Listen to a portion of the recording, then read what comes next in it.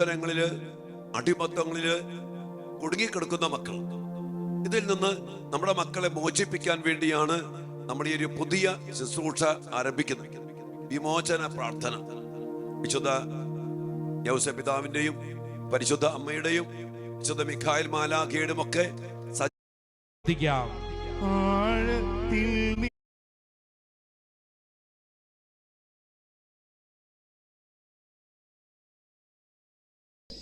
ആരാണ് ദൈവത്തിന് മുമ്പിൽ സ്വർഗരാജ്യത്തിൽ വലിയവരായി പരിഗണിക്കപ്പെടുക? അതാണ് ഈശോ പറയുക.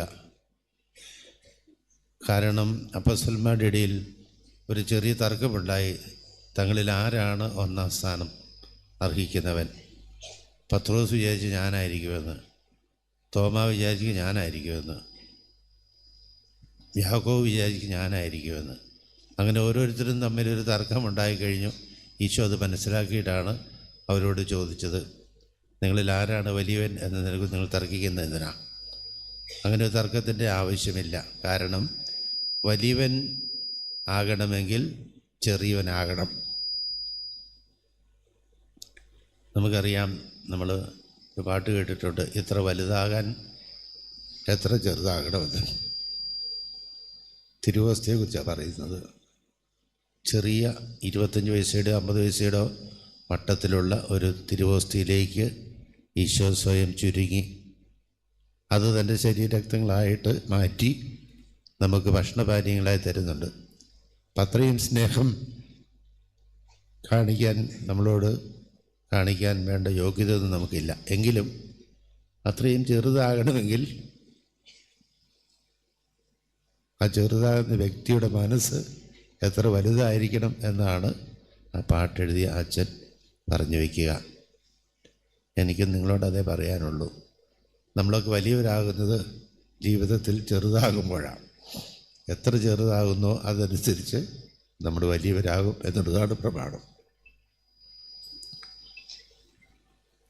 ഇവിടെ നമുക്ക് ഈ സുവിശേഷ വചനങ്ങൾ ധ്യാനിച്ചുകൊണ്ട് നമ്മുടെ കുടുംബത്തിലായാലും സമൂഹത്തിലായാലും നമ്മളെത്ര സ്ഥാനത്തിരിക്കുന്നവരായാലും ചെറിയ മനോഭാവം, ചെറിയവരുടെ മനോഭാവം പുലർത്തി ജീവിക്കാനായിട്ട് ശ്രദ്ധിക്കാം. തീർച്ചയായും ദൈവം നമ്മളെ അനുഗ്രഹിക്കും. അങ്ങനെയുള്ള അനുഗ്രഹത്തിന് വേണ്ടി നമുക്ക് യാചനയോടെ കാത്തിരിക്കാം.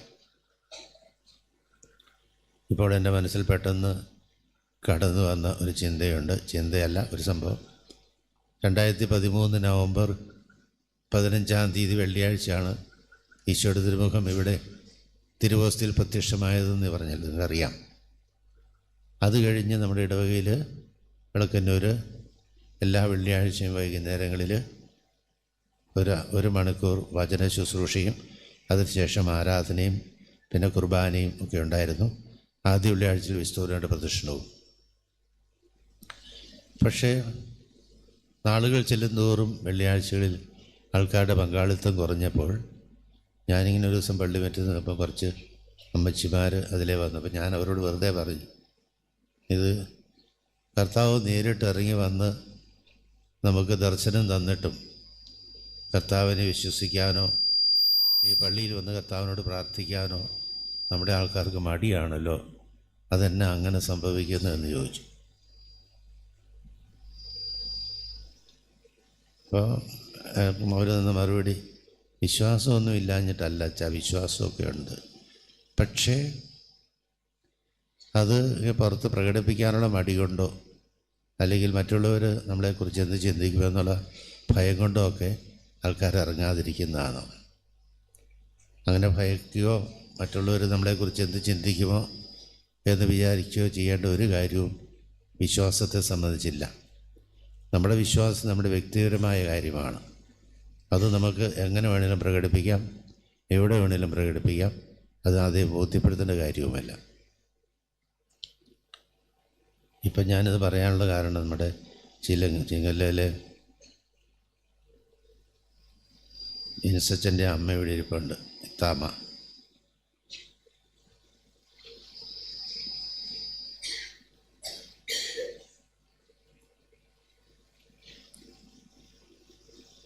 ഇത്രയുമൊക്കെ സംഭാഷണമായപ്പോൾ ഇത്താമ എന്ന് പറഞ്ഞൊരു വാചകം എൻ്റെ മനസ്സിലിപ്പോഴുണ്ട്. ഇതൊന്നും സാരമില്ല അച്ഛാ, ഇതൊക്കെ പോയിട്ട് അച്ഛൻ നോക്കിക്കോ.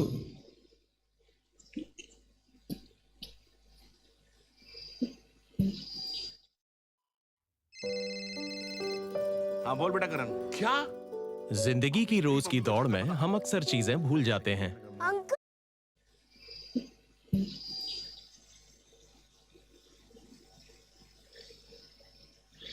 ഇവിടെ ആൾക്കാർ ക്യൂ ആയി നിരന്ന് നിൽക്കും ഈശോയുടെ മുഖം ഒന്ന് കണ്ടിട്ട് പോകാൻ. ആ കൂട്ടത്തിൽ അച്ഛന്മാർ ഒത്തിരി ഉണ്ടാവും, സിസ്റ്റേഴ്സ് ഉണ്ടാവും, മെത്രാന്മാരും ഉണ്ടാവുമെന്ന് ചോദിച്ചാൽ തന്നെ അങ്ങനെ എന്ന് ചോദിച്ചപ്പം താമ പറഞ്ഞത് 250 മാർപ്പാപ്പന്മാർ 266 പിന്നെ അനേകായിരം കർദിനാളന്മാർ, ലക്ഷക്കണക്കിന് അല്ലെങ്കിൽ 10,000 കണക്കിന് മെത്രാന്മാർ, ലക്ഷക്കണക്കിന് അച്ഛന്മാർ ഒക്കെ കുർബാന ചൊല്ലിയിട്ടുണ്ട് സഭയിൽ, സഭയുടെ ആരംഭകാലം മുതൽ ഇന്ന് വരെ. പക്ഷേ അവരാരും കുർബാന ചൊല്ലിയപ്പോൾ ഞാൻ എങ്ങനെയാണ് ഇരിക്കുന്നതെന്ന് ഇവരത് കണ്ടോട്ടെ എന്ന് കർത്താവ് വിചാരിച്ചില്ലല്ലോ. അച്ഛൻ കുർബാന ചൊല്ലിയപ്പോൾ മാത്രമേ ഈശോയ്ക്ക് അങ്ങനെ തോന്നിയുള്ളൂ, അതും ഈ ഇടവകയിൽ. അതുകൊണ്ട് ഈശോ അതിനുള്ള പണി നോക്കിക്കോളും, ആൾക്കാരെ വരുത്താനുള്ള പണി ഈശോ തന്നെ നോക്കിക്കോളും, അച്ഛനതിൽ വിഷമിക്കേണ്ട എന്ന് പറഞ്ഞു. ഞാനത് പൂർണ്ണമായിട്ടും വിശ്വസിച്ച് ഉൾക്കൊണ്ടു എന്നുള്ളതാണ് സത്യം. പക്ഷെ ഇന്നിപ്പോൾ 3-4 ദിവസം മുമ്പ് ഇവിടുത്തെ തിരുനാളിൻ്റെ നോട്ടീസ് കണ്ടപ്പോൾ അത് അക്ഷരാർത്ഥത്തിൽ ഇത്തമ്മ പറഞ്ഞത് നിറവേറ്റപ്പെടുകയാണല്ലോ എന്നൊരു ചിന്ത എൻ്റെ മനസ്സിലുണ്ടായി. കാരണം പാമ്പ്ളാനി പിതാവുണ്ട്, വലിയമുറ്റം പിതാവുണ്ട്, ഞർലക്കാട്ട് പിതാവുണ്ട്, ബത്തേരി